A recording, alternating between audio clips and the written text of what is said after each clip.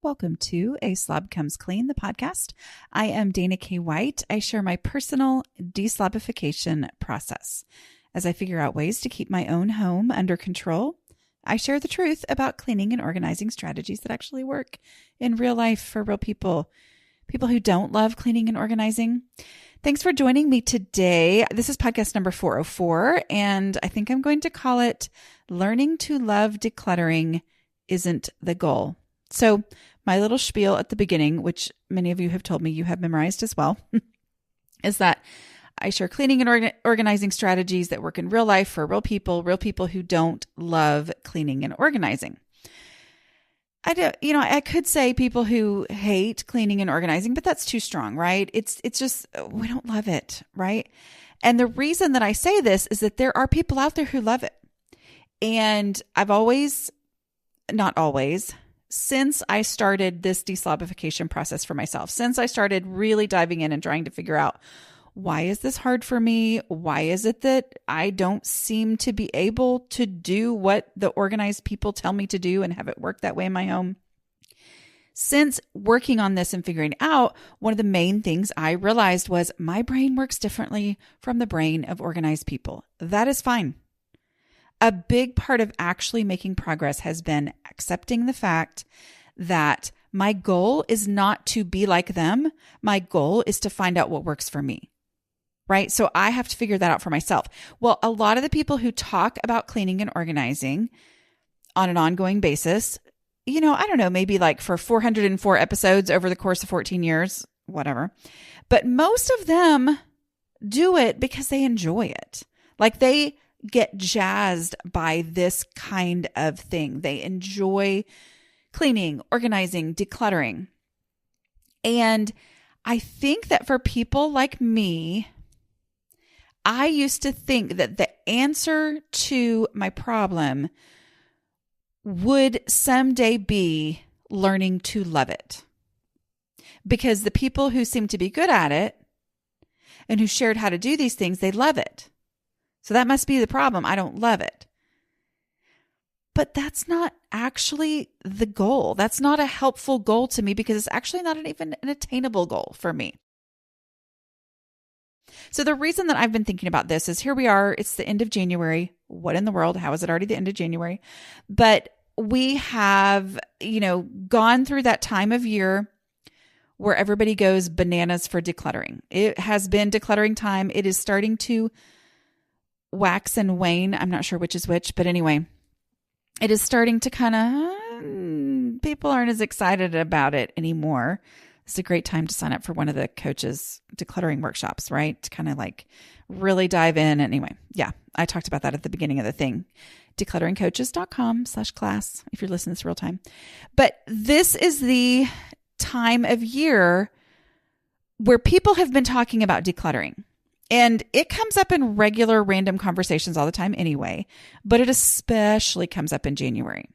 And the thing that happens when regular random people, not that I've ever been a regular random person, but have conversations about decluttering over the course of, I don't know, you're hanging out with other moms at your kid's basketball game or something, and it just comes up, hey, I've got to go drop off some donations, blah, blah, blah. People start talking about it, right? Usually someone will say, I love decluttering. And I think, honestly, it makes me so happy for them because I'm like, I wish I loved it. I write books about it. I talk about it every single week. But I don't love it, but I'm glad for them that they love it. So I don't want you to in any way think that I am criticizing someone for loving it. But what I am saying is if you relate to the things that I talk about, let's take learning to love this off the table. Let's take this idea when we hear the person who her house looks the way that I wish mine looked, and she says, I love getting rid of stuff. I love purging things. I hear it all the time from people, when they just get into a random conversation about what it is that I do. Oh, you talk about decluttering. Okay. And then they, will share, oh, I love it. And I'm always like, I think the assumption is probably, since they just found out that I write about this for a living, that maybe I love it too. And I'm like, I really don't love it. And that is okay. Okay. So I know for me, all sorts of different things where I'm like, oh, I want to do this. I need to be different in this way. I need to be different in that way. And my goal was always to learn to love it, because the people who are highly successful in it, enough that they are out there being the one that you want to be, right, are generally the ones who love it, whether it's running, whether it's gardening, whether it's whatever it is that just gets them jazzed, that you're like, I kind of need to do something. Like, I'm completely overwhelmed over here where I am. And her house is where I wish I was. Her situation is how I wish I was and looked and had a home and that functioned that way and all that kind of stuff. And that distance between the two is so overwhelming that all you can kind of see is that her house is perfect and she loves decluttering. Okay. Loving decluttering. That should be. Anyway, my point is that's not the goal. And the reason I think that this is important to talk about is that learning to love it is not a strategy. I have a hard time when people talk just about, like encouraging and, just do it and all this kind of stuff. I'm like, great, but what exactly do I do? Right? Like, don't tell me I can do it, but I still don't know what to do. Right? Like that to me is actually the opposite of encouraging, because it just frustrates me more. So learning to love it is not a strategy. A strategy is starting with trash so that you can get moving no matter how overwhelmed you are. It's moving on to the easy stuff, taking out the things that have established homes elsewhere in the house, but for whatever reason they're not there, and go ahead and take it there now. All those things are strategies. They don't require any feelings or even any gumption. No gumptioning up is necessary for me to do those things. It is literally, I'm going to pick it up, I'm going to put it in the trash bag. And I know there are some of you who are struggling to a point where it feels like it takes gumption to even do that. But the happy, excited feelings don't have to be there. Progress can be made without loving decluttering, without ever getting there. Okay. A lot of times when these conversations come up, it might be like, oh, I just wish I could get in there and do something. I wish I could get into that person's closet or space or whatever, and I would get rid of all that stuff. And I'm like, well, I could actually do that in your closet too, because I wouldn't have any emotional attachments to that. Right. And so that we take that out of the equation too. We go, it's not just because she loves decluttering so much and because, blah, blah, blah, that she wants to get in there and do that. We could all declutter other people's stuff so much easier, right? Anyway, I don't know why I was feeling the need to say that, but I did. Okay. So learning to love it isn't a strategy. Learning to love it isn't a goal. I mean, like that's the point of this podcast. That is not the goal. Take that off the table and go, I can make progress in my house. I can make my house better. I can function better in my house. I can free it up for my family to do the things that we want to do the things that we need to do. And if I don't ever love doing it, it's still worth it. Like, it's still worth it. I can love the results and still not love the process. I may have to go through the process saying, I'm going to do this even though I can't stand it, even though I hate it, even though it's not fun, even though I don't even believe her when I say that when she says I'm going to love the results, but I'm going to go through the process anyway to get to the point where you get to live with it for a while and start to actually have a love for the results. It does not mean you're going to be excited to keep going, but it's going to give you more and more energy to get started and keep going. Okay. The main reason that I think it's really important to talk about this is that it can feel like the 50th time that I have again looked around my house and gone, oh my goodness, what happened? Wait, what? And I have to pick up a trash bag and start throwing away trash and all this. It can feel like you've failed if you don't have any of those lovey, excited feelings about tackling this again. Okay? It can feel like it's a failure if you still need to do 5-minute pickups because you still haven't turned into that person who puts everything in the exact perfect place immediately, right? A lot of the people who love organizing and decluttering tend to be, okay, this is not always, but tend to be the people who more naturally put something away immediately where it's supposed to go. I think part of this is that whole, we see the spaces, we see the world, we see life differently. And so I know I have friends who can't set something down on a flat surface because it then mars the aesthetics that their brain is always aware of and generally loves. Okay. They get joy from the aesthetic of that, of this, and I don't even notice it, I mean, anyway, it's one of those differences in how we see things.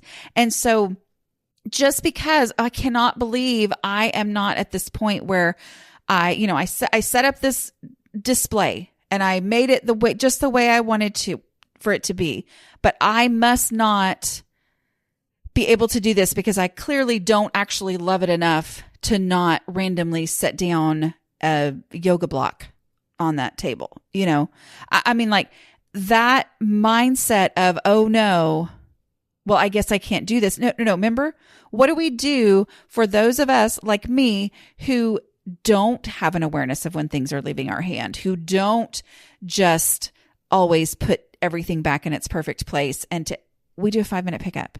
That is the alternative. And an alternative is not a bad thing. It's just a different way to keep my house from becoming a big out of control mess. It is a different way for me to keep things under control and keep things managed. For someone to say the answer is to never set something down in a place that isn't its final home, that's kind of a hope slasher for people like me, right? When we have okay, well then I guess there's no hope for me. Then I guess there's no way for me to do this. No. Okay. We don't have to turn into that person. We don't have to turn into the person who's like, I love my house being perfect, and therefore I can't even imagine randomly dropping the paper that was stuffed inside those new shoes that I got on the coffee table. I can't even imagine doing that because I love the way things look. Well, that's a blessing, and that is incredibly great for them. Making it my goal to love it so much that I don't do that anymore, there's like a whole bunch of things in there where that gets messed up, and that's just not a realistic goal for me. So learning to love it is not my goal. I have not failed if I don't love it. I'll just fail if I don't keep going. A lot of the times, over the last couple of years, one of the things that I've realized, and I don't know that I knew this was I don't know that this was the goal in the beginning. Okay. I probably did have the idea that my house was going to look like a magazine at some point. But over the years, I've realized, I actually don't care if my house looks like a magazine. I mean, I enjoy a well-decorated space. Don't get me wrong. But that's not the thing that gets me excited. Okay? Again, that's not the thing I love, right? The thing that I love is my house not holding me back. And I have a greater appreciation for that because of all the years when my house has held me back. All those years where I could not, be the one to volunteer for any type of whatever because, I'd have to, block off 2 weeks of nothing else going on for me to get my house under control, which really just meant shove everything in the master bedroom and lock the door, right? So that difference there, that's the key, okay, is understanding my goal is function. My thing that I do love is my life not being held back by my house. But I had to go through the non-emotional, no mess decluttering process, which I developed as I went through my stuff, right? I developed this process and it's non-emotional because, I don't have to feel all these things. I just go through the steps of the process are outside of me and they're outside of emotions. They don't rely on emotions. And so I don't have to muster up feelings to be able to do this. I can get started and not dread all the emotional things I'm going to go through and experience and all that. Okay. Because that was another thing that would hold me back from decluttering, right? Was I was like, I don't have it in me right now to feel all those feelings. That sounds like a lot of emotional draining, and I'm just not up for it right now. I can't do that. I can't feel all those feelings. I can't emote like that. It's not going to happen. And so I would put it off. Okay. But knowing that there are steps to go through, I don't have to make a bunch of decisions. I don't have to feel a lot of feelings. That lets me get started. As I do that, I appreciate the space. I may not love yet. I know I hear from a lot of people who are like, it can take some adjustment to a space not being full of clutter. It can take some adjustment to a space being clear. For me, the thing I focus on is, okay, what was it I wanted to do in this space? And how much easier is it for me to do those things now that this space is decluttered? Okay. Where if you're looking at the space and you're like, I feel all kinds of weirdness inside when I look at this space that used to have a bunch of stuff in it and now it's just empty. I have learned to love empty space, but I think it's because I've focused on the function as opposed to saying, like the empty space, like the empty space. No, I go, you know what I like? I like not bumping into things. I like not tripping over things. I like not having to shove things to the side to get through that room. Okay. So you can love the results and still not love the process. Even in those moments where you think I don't feel the feelings about focus on the function. Focus on how is your life easier? How are you freed up to do the things that you want to do instead of decluttering? I think too, a lot of this idea that my goal should be to love it goes back to my assumption that people whose homes are under control know something I don't know. And that is true in a lot of ways, right? Like there were things I did not understand. But there's not really secrets. My daughter and I were talking recently and she said something. I was like, I said, my job in life and my actual job is to state the obvious. Like, I am not coming up with all new ways to do things. I'm just putting words to some of the things that some people were like, I thought everybody knew that. Or a lot of people maybe thought everybody knew that, putting it into a step that we need to deal with the trash, putting it into a step that we need to deal with the easy stuff, as opposed to some people are like, well, that's just stuff that everybody should know. Well, we don't all know. Okay. But who felt overwhelmed in my house. It was like, what am I missing? What do they know that I don't know? Okay. Once I know that thing, then I'll be as excited as they are about decluttering. No. I know now what it takes, and it still doesn't get me as excited. Why? Because we have different personalities. We see the world differently. We see our stuff differently.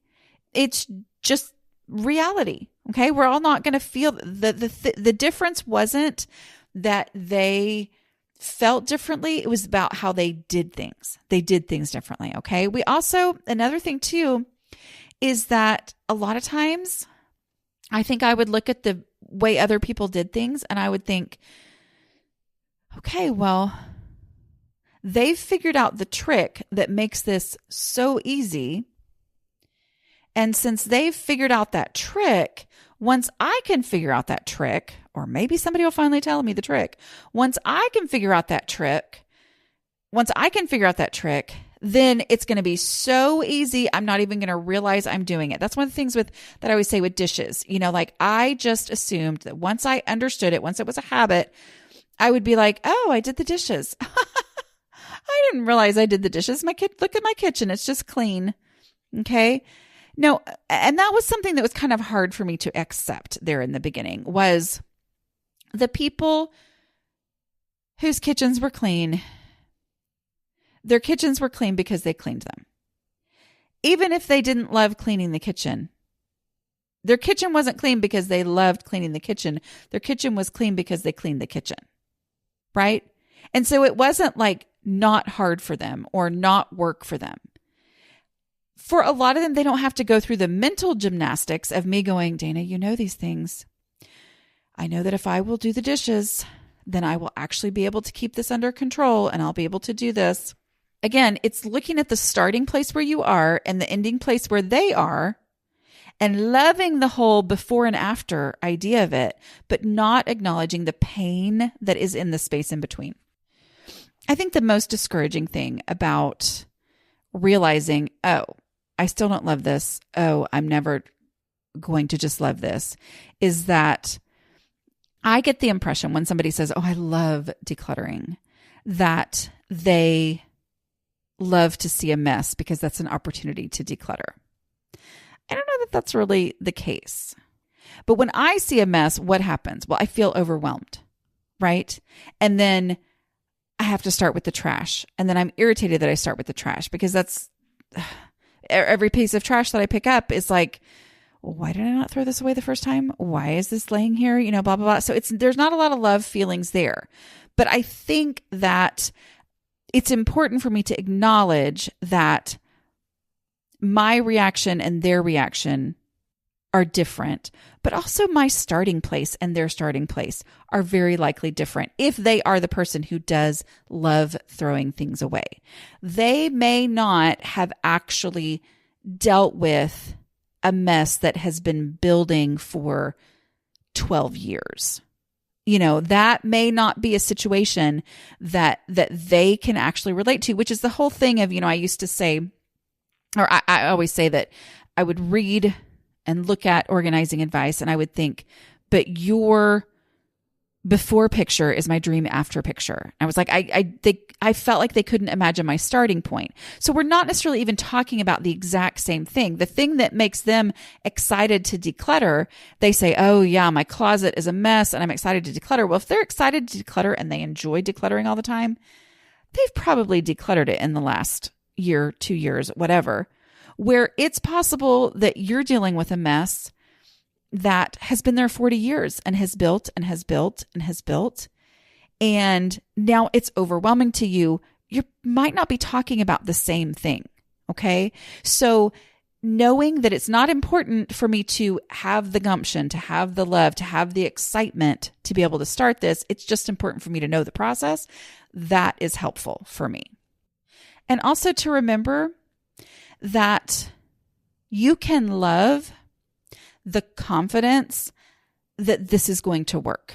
Okay. I hear from a lot of people who have very emotional reactions to finding out that there is a process that you can go through and not create a bigger mess and tackle any amount of overwhelming clutter, whatever, and that it's always going to work. You can love that confidence and not love the actual process. Okay. And I am going to tell you that, you know, one of the most frustrating things for people like me is we tackle a space and then it gets re-cluttered at some point. And the initial reaction is absolute frustration and dread and overwhelm. Like, I can't believe this space is back to where it was before. Okay. If you will go through the process, if you will start with the trash and then the easy stuff and the donations and the 2 decluttering questions and go through that again, usually you're going to be done in just trash and easy stuff. That's basically what will get that space back under control, where if before you maybe spent hours on it because it was 40 years worth, but now it's been 6 months and you go back to that space, it's not going to be what it was before. But your initial reaction when you see the space being recluttered is, oh, it's back to exactly what it was before, but it's not. Okay. One of the things that I do love is experiencing that joy of re-decluttering, how much easier it is, but I'm actually done after just doing trash and easy stuff. Okay. You know, that is something that you can love and you can enjoy, but it may never be the case that you see it and go, oh, good, this time I get to tackle it again and I'm going to love this experience. No, just start with the process. And then as you go through it, you love the results of that. Okay. I hope that was helpful. I know this is a little shorter than sometimes, but I'm working on a big project, which I'm sure I'll talk about in the next, 6 to 8 months, maybe. It's a writing project. Yes. So I am going to stop there, and I will talk to y'all next week. All right. Bye.